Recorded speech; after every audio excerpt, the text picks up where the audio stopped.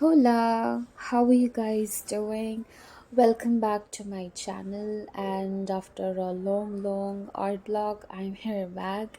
I used to post, reels, but long videos. It's been more than 5 months now, and I'm gonna start with oil pastel drawing. And this is a sketchbook with less than 80 GSM paper.